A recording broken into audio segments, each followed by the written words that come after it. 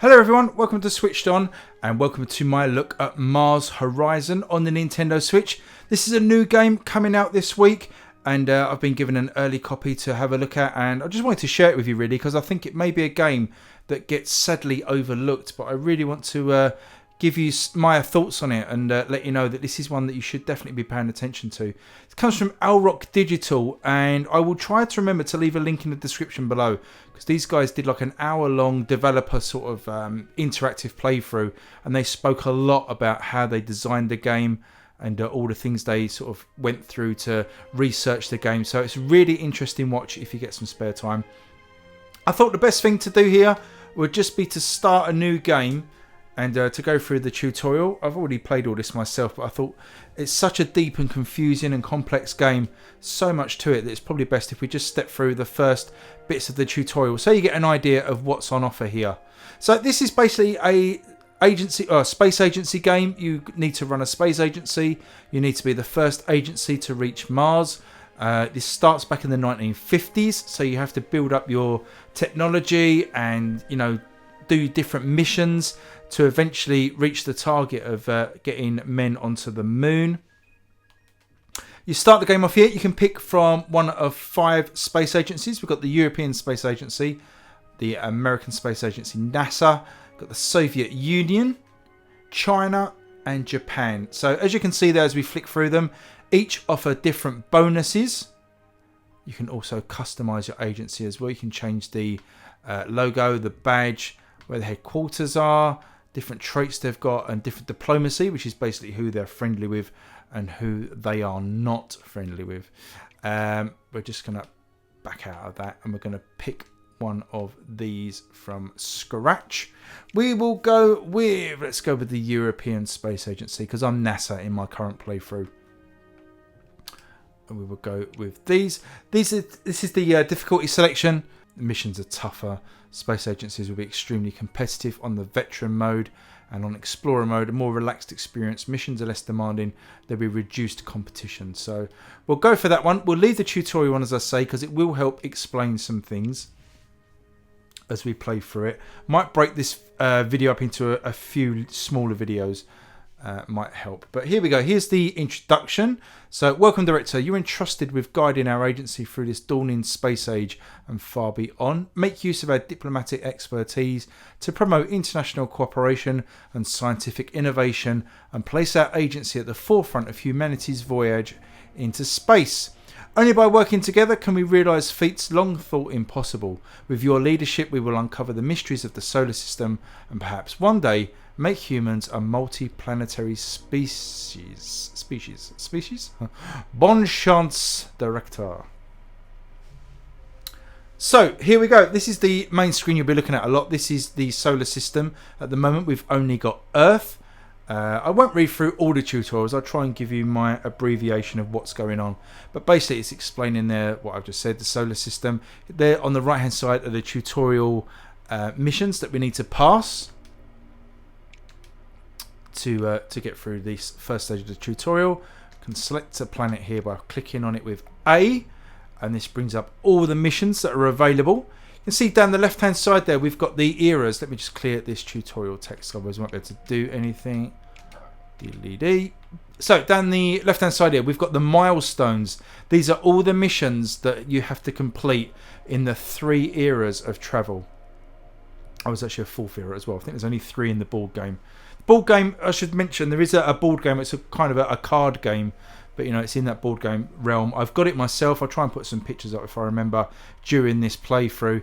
It's slightly different, which is really cool. They designed it around about the same time, but the card game plays out with the same sort of theme. You've got the same goal. You know, you've got to build up a space agency and launch rockets into space, but the digital game here is a lot more in depth and more like a strategy game than sort of a straight copy of the board game. There's a lot more depth here indeed. So as I say, these are the missions. So we need to do the test launch, which is the tutorial. Then we need to launch an artificial satellite, put an animal in space, do satellite imaging, and then finally put a human in space, and that'll be the end of Era 1, the dawn of spaceflight. We then move on to Era 2, human space exploration.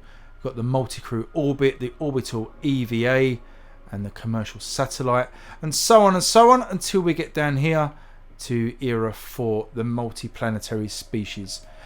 This here is the rewards part, the middle section here. So we can see here each of these missions give different rewards. The rewards will also feed into your stats up here, and you've got credits, and you get credits every month to help fund your agency. You get science points, and this helps you build new rockets. And finally, you've got support here. This is how basically the space agency you run are perceived by the public and sort of other industries and stuff. Their support that they give you. The more support you've got, the more levels you go up. The more levels you go up, the more money you get each month. Starting here in January 1957, we need to do the test launch. If we successfully do the test launch, the first space agency to complete that will get 120 support points. They will get 300 science points, and then be awarded this rank here of being the first agency to do it. If you're the second or third agency there, you see you still get some rewards, but it isn't as much. And this is a really cool feature here. I really like this. The mission progress. It's like a bar chart here, which will start growing of who is closest to being able to complete this mission. And as the game goes on, you don't have to complete the missions sequentially. You can start working on a different mission. So, for example, China and NASA could be working on the artificial satellite mission. I could be working towards the animal in space mission. Should be said as well that when you research and unlock stuff, you can choose to share that technology with the other agencies, but they will pay you a price. So it saves them having to research it, and it costs them a little bit less because you've already done the research and done the building, but they will give you money directly for using your technology. So that's pretty cool. So if back out here, we press left on the D-pad, brings up this side menu. We've got a few options along here. The bottom option here is the Spacepedia. And this gives you loads of information as you unlock stuff. It tells you in great detail. Really, really nice sort of attention to detail here the guys have put in at Auroch. As I say, they really have put so much love and effort into this game. It's just really impressive to see. So they've got lots of information here, lots of cool pictures of space, and explanations of the terms that are being used here as well. So lots of great information that unlocks as you play the game. Let's go back to the left-hand menu. We've got our research, lots of research trees. If you've played Civilization or something like that, you'll kind of get the gist of what's going on here. You've got 3 trees that you can work towards. You've got missions, buildings, and again we'll just skip through these tutorial parts, and vehicles. And these are like the rockets and payloads, all the different things you can see here. There's just absolutely tons and tons and tons to research and unlock. We'll take a closer look at these in a second.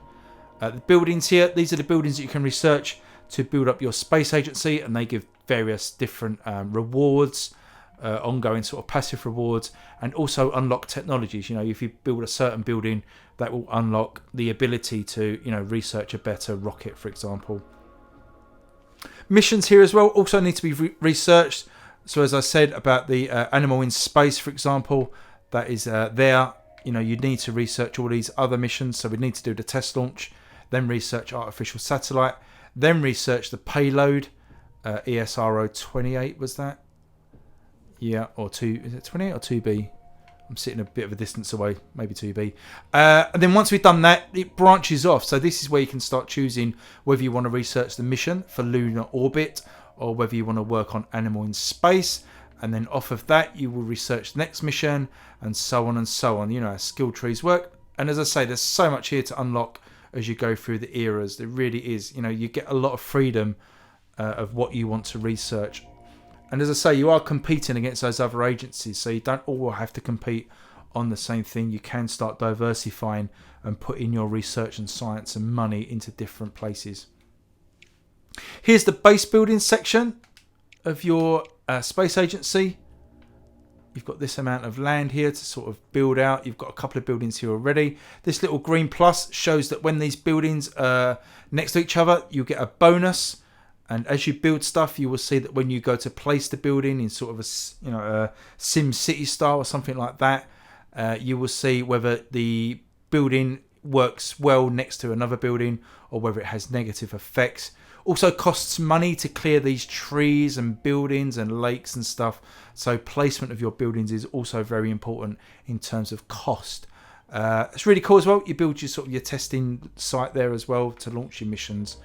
That's all cool. Diplomacy here is where you see what sort of standing you've got with the other agencies and if you can work together or if somebody's going to be against you. See down this side here of the chart, these are the agencies that are against you. So at the moment we are being opposed by China, but we are very friendly with NASA. So the chances of us working with NASA is increased, and also as the game goes on you'll get joint missions, the chance to do joint missions. And if you're friendly with another agency like here NASA, you can propose a joint mission and work together with them, which is cutting the cost of the the money spent, the time spent, and the science spent as well. So that's really good for keeping friendly with all the other agencies. Not too friendly, as I say, you do want to be the best agency, but it does help along the way to make some friends. Pressing up on the D-pad gives you all the information about those stats that we talked about a few seconds ago. Shows you your monthly income and where that's coming from and where your expenditure is going, so you can eventually unlock astronauts and hire them. And the cost to run your buildings and space stations is all here.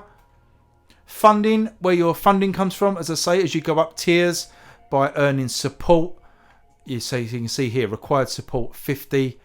You will go up 150. Sorry, we've got 50 at the moment. When we get 150, we will reach the next tier here, which means we will get an extra 50,000 credits a month. And there's other passive bonuses here that unlock as you level up as well. And then here's our science tracking, where our science is coming from. We'll talk about that in a second as well. But basically, the more science you've got, the more things that you can build and unlock and more missions you can take on. So the first thing we need to do is, if we look at the tutorial on the right hand side, is we need to build a sounding rocket. Then we need to research the small launch pad. We need to build the small launch pad, and then we need to launch the sounding rocket. And that's the first part of the tutorial. So we press X to set research, and see the bottom right hand corner. We can also go over here to the left hand menu and choose research from here. We bring up the tree. So we need to build the sounding rocket. So we look at the vehicles, and we need to research the sounding rocket. It says we already researched it. We need to build the sounding rocket, apologies. So we need to research the small launch pad is the next thing we need to do on the research list. So if we go back into research, it'll be under buildings, and then we need to research here the small launch pad, because it's going to cost 50,000 to build. It's going to cost us 5,000 credits a month to maintain. It's going to take a month to build, and then you get a little bit of flavor text there. It says launch pads are an essential service structure for launch vehicles, allowing maintenance work and providing data about the vehicle ahead of launch. So you can see some other bonuses it gives us there. Small launch pad allows the launch of small vehicles, and then we're going to research that. So it's going to take a month, so we'll leave that chugging away in the background. Can see any events in the bottom right hand corner, so you can see we've got a funding review due in 12 months. Anything longer than a month would also be down there, so if we've got any launches planned, that also would be showing down there. ZL, if we hold that down here, we get news. So you do get news come through when other agencies have researched something, or if they've set a date for a launch. You will see that here, and you need to ideally beat them to launch things. You want to be the first one to launch stuff into space. But for the minute, all we can do, we've built a sounding rocket, we're researching the small launch pad, so we're just going to skip on to the next month by pressing X, and you can see our research into the small launch pad is now complete.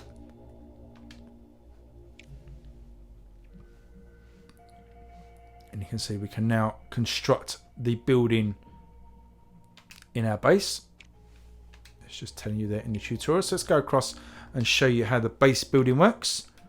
Skip through these tutorials and press X to build. So you can see here, these are all the different categories we've got to build.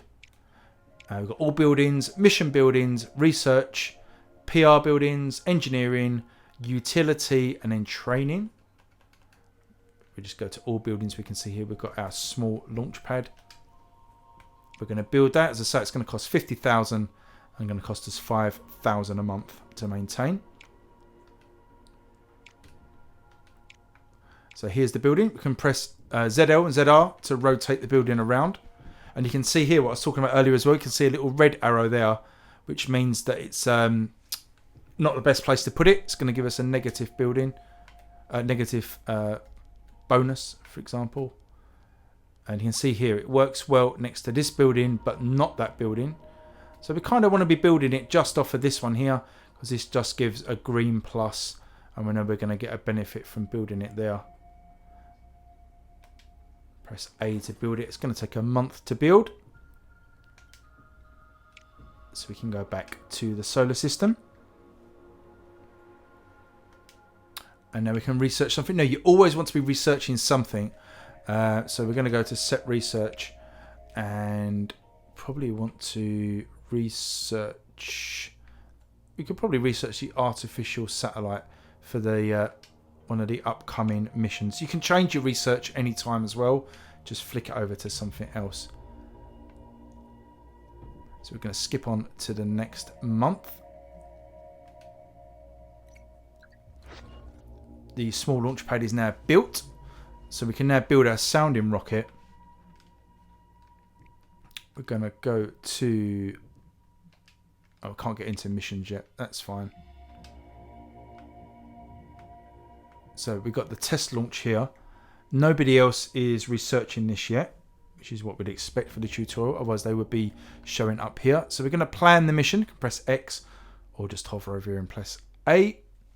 So you get, again, tutorial. The tutorial in this is excellent, by the way. If you think this is all looking really complicated, I am skipping through a lot of the tutorial pop-ups, and they really do help to tell you what to do. So don't worry about that. The tutorials are excellent in this game. So we're going to design the launch rocket. And we're going to build the sounding rocket as it says here. So we select that from the left-hand side. We need two parts. We need the upper stage and the booster. The booster has to be powerful enough to carry the mass of the upper stage. So we're going to pick... Can we pick an upper stage? I don't think we can. I think because this is the tutorial, these parts are already selected and locked in for us. But in future, you can sort of research and build new parts to make your own rockets. But this one is already pre-selected for us. We're just going to click confirm. It's going to take 2 months to build this rocket. The expected reliability is 30%. The better parts that you build and the more sort of research and specific buildings you have, the more knowledge you've got, the better chance of your reliability going up and the mission being a success. Really, you can see there the launch reliability window shows you there the odds at the moment. So we've got a 18% chance of a critical failure, a 52% chance of a negative event, which means the rocket does launch, but there is some damage which will cost you either money or science to put right. There's a small window there, 22% of the launch being a success, which just means it gets into space and no negative or positive effects happen. And then finally, we've got a very slim 8% chance of a positive event happening, which means the rocket launches and we get a positive event, normally a bonus in science or money or support. So we're going to build that vehicle. It's going to cost 80,000. We're going to go back to mission control. And we can see here the funding review is now 10 months away. And the ship that was called the Larkspur, our rocket is called Larkspur, is going to be complete in 2 months. So we'll just skip to the next month. We've finished our research for the artificial satellite. So when we're ready to move on, we can, we're ready to do that mission. And it says there we've now unlocked the moon, which you can now see on our solar system. And you can click on those planets and these will have different missions. So this mission here is a lunar orbit. It's locked at the moment, obviously, but we can do that. And Era 2 here is the crewed moon landing. So we can do that. There is also, if we go back to the Earth, go back to the missions here. On the right, you can toggle L and right with the L and R button. but the R here are requests. These are like little side missions that pop up that don't necessarily need research or anything, and you can repeat these.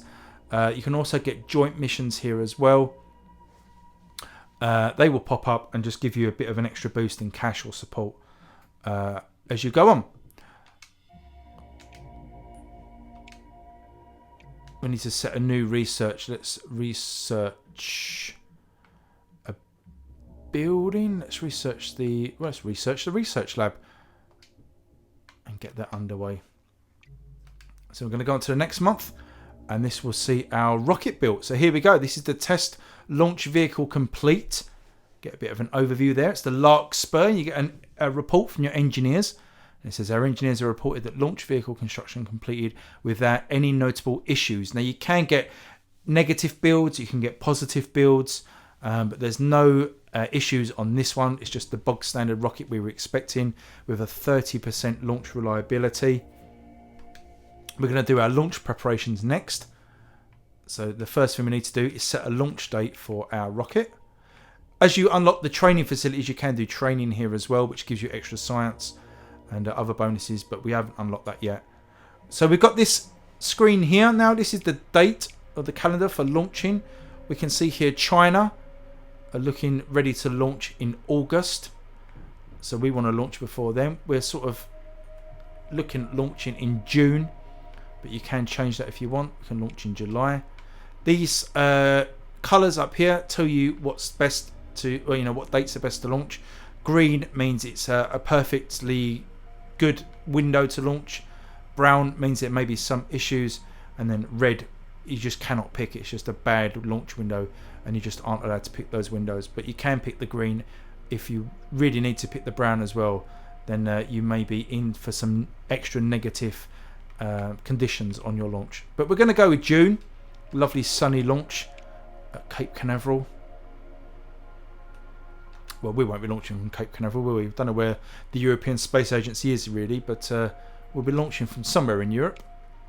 So we'll confirm that. So our launch is confirmed for June 1957. We'll just launch this rocket, and then I'll end this video. And as I said, we'll probably do a second part and show you a bit more in depth.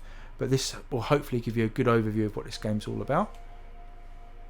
Let me know below if you are sort of interested in this and it's sort of quite surprised you with the amount of depth that it's got. Maybe it wasn't something you was quite expecting.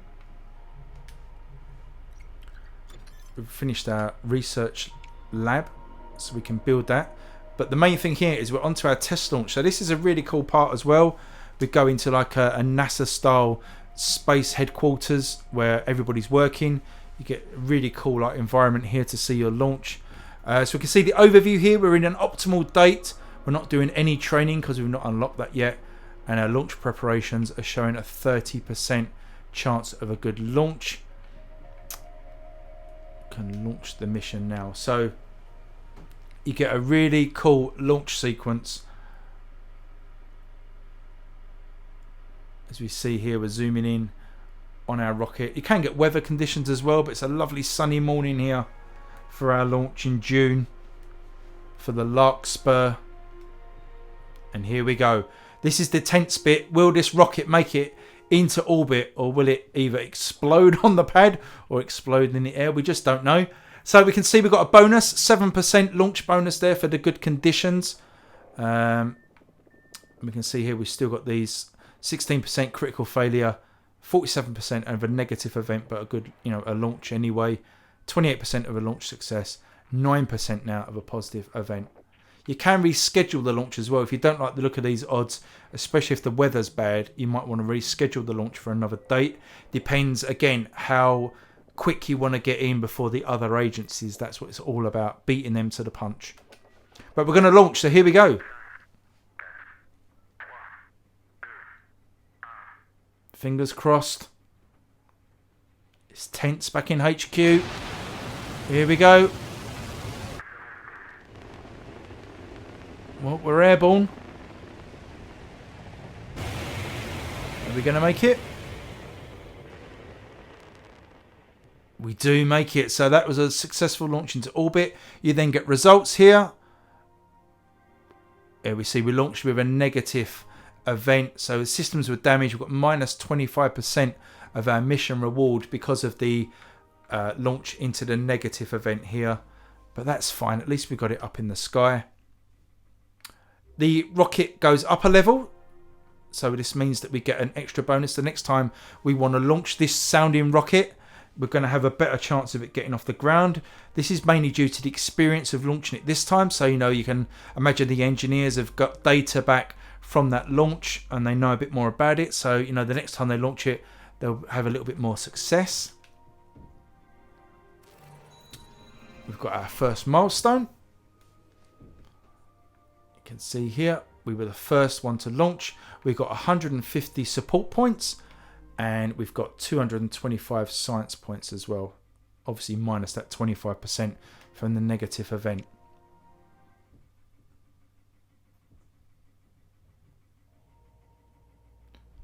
So we can see there on the left hand side we've got news of the other agencies.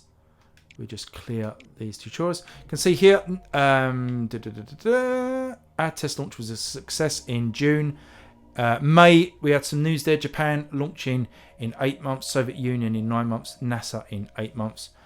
So you can see they were way down the line. So it won't always be the case. As I say, this is just a tutorial. They will get pretty tricksy as the game goes on, and they will be, putting you under pressure to get your research and building and rockets off the ground. But there you go. That is the first part of the Mars Horizon playthrough. The first part of the tutorial. We got a rocket off the ground and into space, and we got our base, starting to be expanded out on. So hope you enjoyed that. I'm going to be doing more parts over the next few days. Be trying to squeeze in a review of this one as well. I've been really enjoying it. It's a really cool game. As I say, a lot of depth here as well. It's just a great game. And as I say, if you remember to check out the playthrough on Steam as well that the guys did, where they explained a lot about the background of the game as well, which is a really interesting watch. So there you go. Please give me a like if you enjoyed that video and leave me a comment below what you think of this one. Please subscribe if you're new. It'd be really appreciated. But until next time, I will catch all you guys later. Thanks for watching. See you again soon. Bye bye.